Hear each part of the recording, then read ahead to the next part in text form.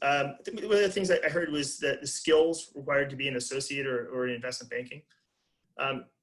Those skills, it somewhat depend on what level of investment banking you're looking for. If you're going to a Deutsche Bank and going to go work in a tech group there, they're looking for, hardcore academic background with, before that, 2 to 4 years of top tier name experience at some firm.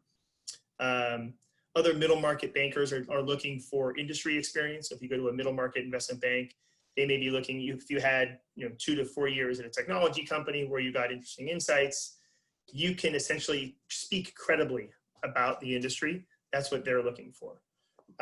In our space is a little bit different. The lower middle market segment, we are looking for people who can create credibility with our clients.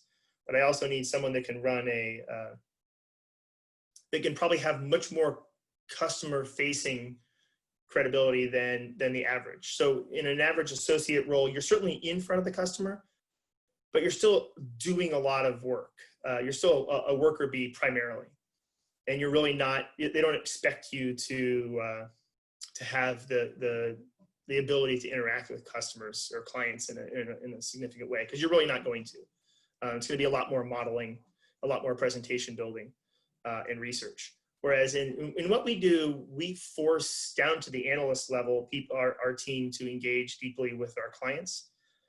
It's not because we're nice people or somehow we have a philosophy around it. It's that it's just required to do that. So I need everything from our managing directors to our analysts to be able to establish a personal relationship with that client, because that client's not a nameless corporation. It's just looking at reports.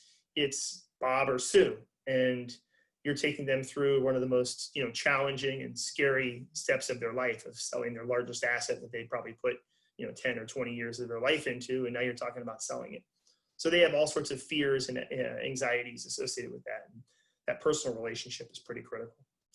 And the other thing I would tell you about investment banking in the associate level, and especially as you go in an associate and you really want to go into that partner path, it's a series. It's like a triathlete, if you will. There's these series of skills that you need to have. In many jobs, you can have a limited or very focused set of skills. In investment banking, you have to be able to characterize or sell, help people understand why they should be looking at it the way you want them to look at it. You need to be able to have strategic abilities to analyze, be able to look at something and understand what's going on and why is it happening, and then characterize, communicate that back to those. And then you need to have hardcore analytical skills, the ability to look at numbers and understand very quickly what's going on with those numbers and what does that tell me. So that means from anything from looking at a P&L, by month and saying, oh, look at this, look at this, look at that. So those 3 sets of skills, this interpersonal skill, which includes the ability to sell, the strategy piece, and then the analytical piece is what we require, makes it very difficult to hire people.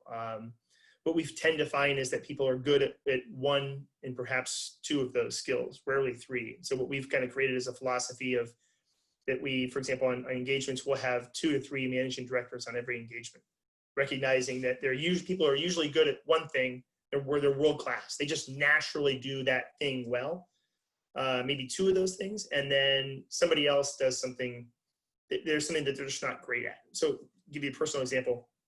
When we go in, I usually lead the strategy for our clients. I'll do the pre-engagement education of our clients, which is the sales piece, helping them understand what's going on the market, what's going on in the market, why should they sell, what's the valuation look like. And then as we execute the engagement, I'll bring in a managing director to lead execution. And that person, for example, one of our partners, Channing Hamlet, is engineering background, has been in investment banking for 15 years, very, very good at the daily execution of it, the details, the follow-up. And I'm okay, I can get away with that, but I'm not world-class like he is. And so we try to recognize that each of us do very few things exceptionally. We've created this culture where it's acceptable to self-identify or be identified at not doing things well. I got threatened. They threatened me recently to take Excel off my computer. I'm good at Excel. I'm just not as time efficient as our analysts are. And so they didn't want me doing those things.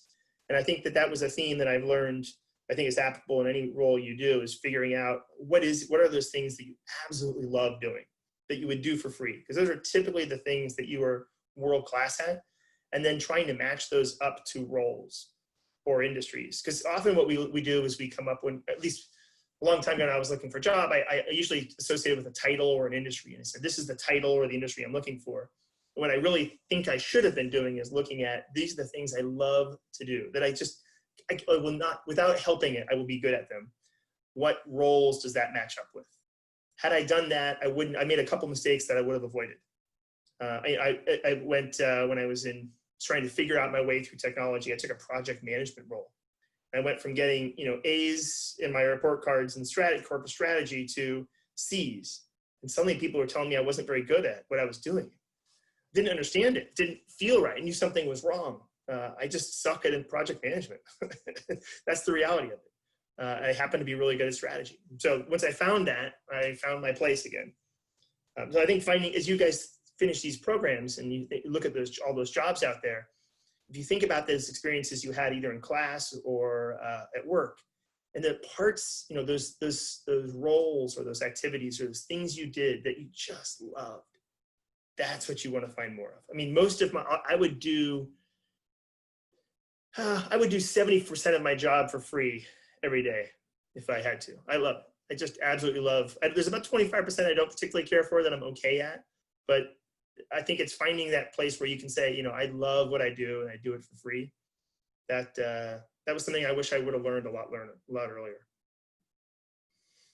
I think those were the things that we wanted to talk. Were there any other aspects that we want to talk about, or any questions?